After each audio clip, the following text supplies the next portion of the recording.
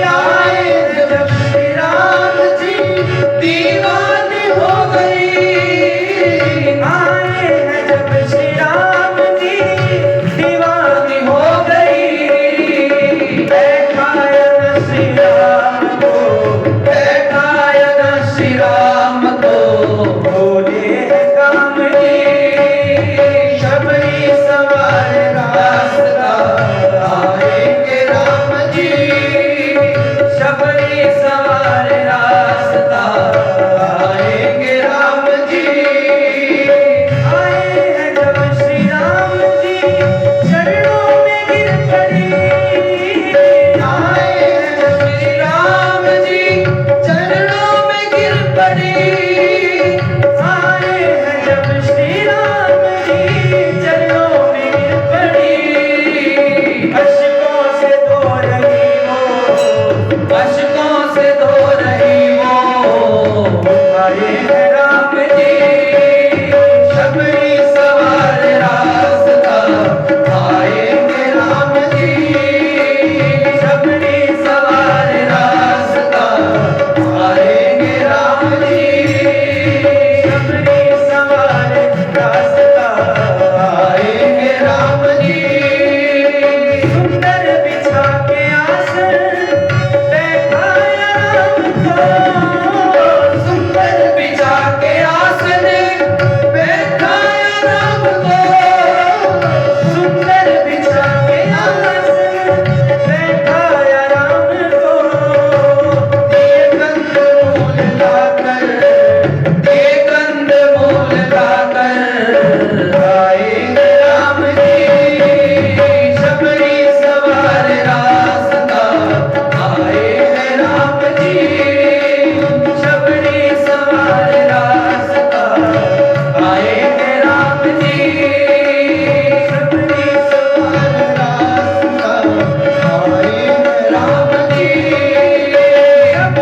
सवार रास्ता आएंगे राम जी, शबरी सवार रास्ता आएंगे राम जी, शबरी सवार रास्ता आए हैं राम जी, शबरी सवार रास्ता आएंगे राम जी, शबरी सवार रास्ता आएंगे राम जी। मेरा विधर्म जीवन, मेरा विधर्म जीवन बनाएंगे राम जी, शबरी सवार रास्ता आएंगे राम जी, शबरी सवार रास्ता आएंगे राम जी, शबरी सवार रास्ता आएंगे राम जी, शबरी सवार रास्ता आएंगे राम जी। शबरी सवार रास्ता आएंगे राम जी, मेरा विधन जीवन बनाएंगे राम जी। रोज निरंतर यही काम है शबरी का। जिस रास्ते से उसे पता है कि राम जी आएंगे, सुबह उठती है, उस सारे रास्ते को बहाती है, उन रास्ते पर पुष्पों को बिछाती है कि कहीं ऐसा ना हो कि मेरे राम जी के पांव में कोई कांटे चुभ जाए, क्योंकि मेरे राम जी बहुत कोमल हैं। कहीं ऐसा ना हो उनके कोमल कोमल पांव पर कांटे चुभ जाए। रोज ऐसा करती है, आती है, एक डलिया लेकर जाती है, उसमें मीठे मीठे फलों को तोड़कर लाती है। पहले चखती है, जो फल मीठे हैं उसे टोकरी में भर ले आती है, और जो खट्टे हैं उनको वहीं पर फेंक देती है। रोज शबरी जी की यही दिनचर्या है। जब शबरी जी की युवा अवस्था थी, तब से लेकर आज वृद्ध अवस्था होने तक शबरी जी का निरंतर एक ही काम है, राम जी को कब आएंगे। उनकी राह निहारते निहारते आज शबरी जी वृद्ध अवस्था को प्राप्त हुई और एक दिन ऐसा होता है कि शबरी जी रास्ते को बुहार रही है, देखती है दो पुरुष आए हैं, क्योंकि अभी वह पहचानती नहीं है कि ये राम जी दिखते कैसे हैं। लेकिन गुरुदेव ने कुछ लक्षण बताए थे। गुरुदेव ने बताया था दो भाई होंगे, एक गोरा होगा, एक सांवला होगा। शबरी जी ने देखा दो पुरुष हैं, देखती है एक गोरा है, एक सांवला। प्रसन्न हो जाती है और पास जाती है। गुरुदेव ने बताया था उनके नेत्र कमल के पंखुड़ियों के समान होंगे। देखती है राम जी के नेत्र कमल की पंखुड़ियों के समान है। गुरुदेव ने बताया था उनके गले में वनमाला पहनी होगी। अब शबरी जी को ये नहीं पता कि वनमाला क्या होती है। जाती है पास, पूछती है भैया जो आपने गले में पहन रखी है ये कौन सी माला है? प्रभु कहते हैं मैया ये इसे वनमाला कहते हैं, वनमाला। और प्रसन्न हो जाती है। गुरुदेव ने बताया था वो सांवला और गोरा आपस में भाई होंगे। अब शबरी जी को ये नहीं पता कि ये दोनों भाई हैं कि नहीं। पूछती है ये जो आपके साथ में है ये कौन है? राम जी कहते हैं मैया ये मेरा छोटा भाई लक्ष्मण है, मैं राम हूं, हम दशरथ जी के पुत्र हैं। मां जैसे सुनी प्रभु के चरणों में लौट गई है, क्योंकि जो जो निशानियां गुरुदेव ने बताई थी वो सारी निशानियां आज मिल गई है। भगवान के चरणों में लौट गई। तुरंत भगवान को अपनी कुटिया में लेकर आती है। अब उसकी समझ में नहीं आता भगवान को बैठाया कहाँ जाए। इधर उधर देख रही है, जैसे बावरी हो गई है, उसे कुछ समझ नहीं आ रहा। भगवान खड़े खड़े मुस्कुरा रहे हैं। सोचिए शबरी मैया वृद्ध अवस्था में है और उसी अवस्था में इधर उधर भाग भाग कर ढूंढ रही है कि क्या आसन बिछाया जाए कि मेरे राम जी उस आसन पर बैठे, क्योंकि घर पे ऐसी कोई वस्तु नहीं जिस पर राम जी को बैठाया जा सके। फिर एक कुशन की चटाई ढूंढ कर लाती है, उसे बिछाती है, भगवान को उस पर बैठाती है। भगवान बड़े आनंद के साथ उस कुशन की चटाई पर बैठे हैं। मैया ने प्रभु के पांव धोए हैं और साथ ही साथ उनके नेत्रों से प्रेम अश्रु निकल रहे हैं। सोचिए युवा अवस्था से लेकर वृद्ध अवस्था, इंतजार करते करते, और आज वो इंतजार पूरा भी हुआ। शबरी मैया की आंखों से झरझर आंसू निकल रहे हैं और प्रभु के पैर पखार रही है। उसके बाद मैया प्रभु को खाने के लिए कंदमूल फल लाती है। भगवान खाते हैं। शबरी मैया भगवान को लाए हुए मीठे बेर खिलाती है। इसका अर्थ ये नहीं कि शबरी जी ने राम जी को झूठे बेर खिलाए हो। जैसे आज के समय में हम देखते हैं कि शबरी मैया अपने मुख से निकाले हुए झूठे बेर भगवान को खिलाती है। ये सच्चाई नहीं। आप कल्पना कीजिए, क्या हम आज के समय अपने मुख से निकाली हुई वस्तु भगवान को खिला सकते हैं? तो सोचिए, शबरी माता इतने बड़े मुनि मतंग मुनि की शिष्या थी, उन्हें इस बात का पता नहीं था कि भगवान को झूठी वस्तु नहीं खिलानी चाहिए। शबरी मैया ऐसा करती थी, वृक्षों के पास जाती थी, जिस वृक्ष के फल मीठे होते थे उनको चखती थी, जो मीठे वृक्ष के फल थे उनको तोड़ती थी, और जिस वृक्ष के फल खट्टे थे उनको वहीं छोड़ देती थी। लेकिन आजकल लोग देखते हैं शबरी मैया जूठा खिला रही है। ऐसा अपराध शबरी मैया कभी नहीं कर सकती।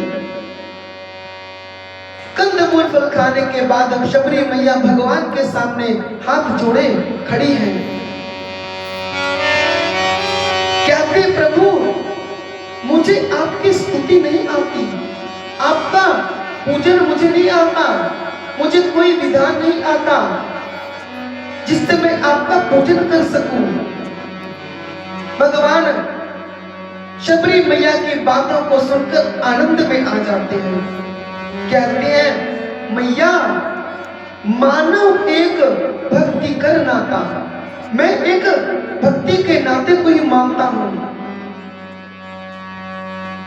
कहते हैं, मैया ऐसा नहीं है कि मैं केवल वेद मंत्रों पूजा पाठ से प्रसन्न होता हूं।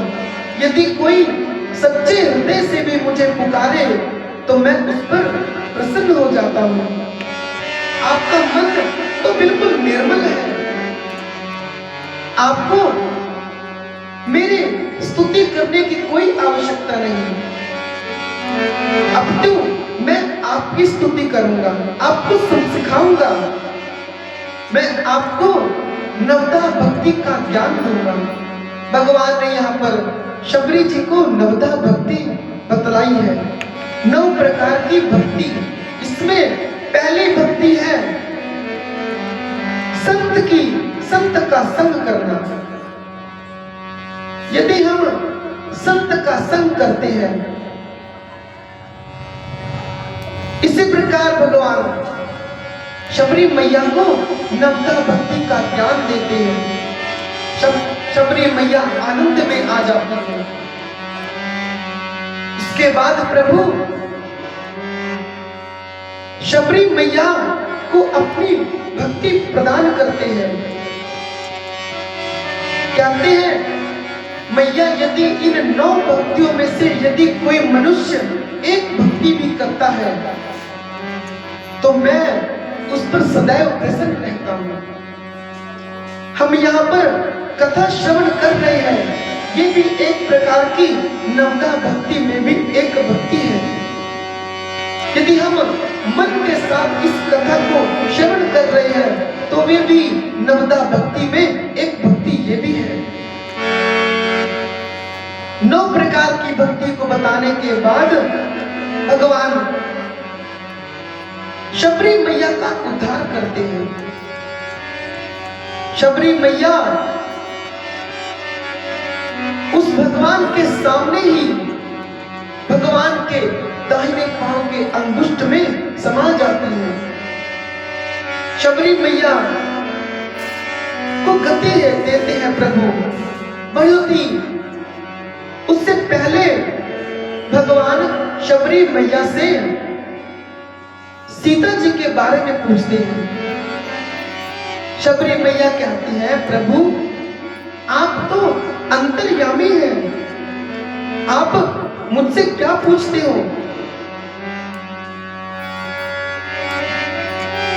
लेकिन गुरुदेव भगवान ने शबरी जी को बताया था, जब राम जी सीता जी की खोज करते करते आपके पास आएंगे, उनका पता पूछे तो आप उन्हें सुग्रीव जी के बारे में बता देना। शबरी मैया कहती है, प्रभु शबरी जी सुग्रीव जी का बारे में बतलाती है और भगवान शबरी जी को गति देने के बाद आगे बढ़ जाते हैं।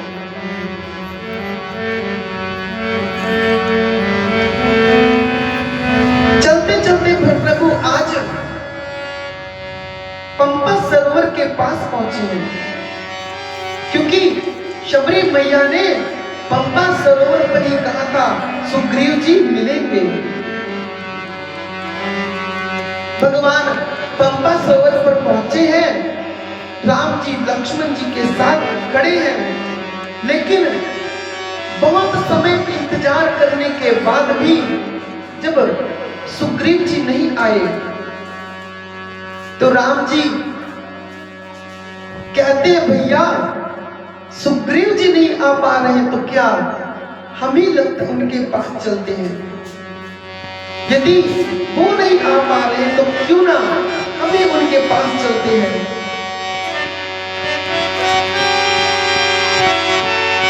यहीं से किष्किंधा कांड की कथा आरंभ होती है। ऐसा मानस कर सकते हैं, संत कहते हैं कि मानस जी में 7 कांड में से किष्किंधा कांड की रचना गोस्वामी तुलसीदास जी ने काशी जी के 80 घाट पर बैठकर की थी। गंगा जी के किनारे पर बैठकर इस किष्किंधा कांड की रचना की थी और यहीं से किष्किंधा कांड आरंभ होता है। किष्किंधा कांड आरंभ करने से पहले गोस्वामी जी काशी की महिमा का वर्णन करते हैं।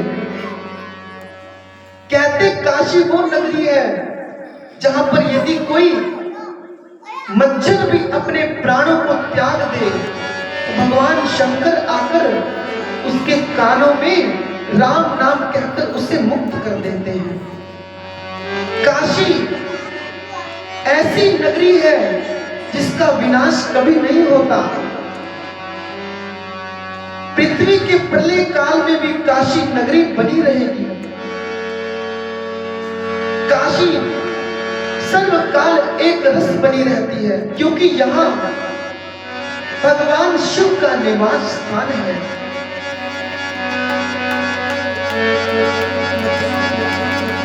मनुष्यों की तो बात ही क्या, काशी में नाली में रहने वाले कीड़े भी जब मर जाते हैं तो वह मुक्त हो जाते हैं, तो मनुष्य की तो बात ही क्या।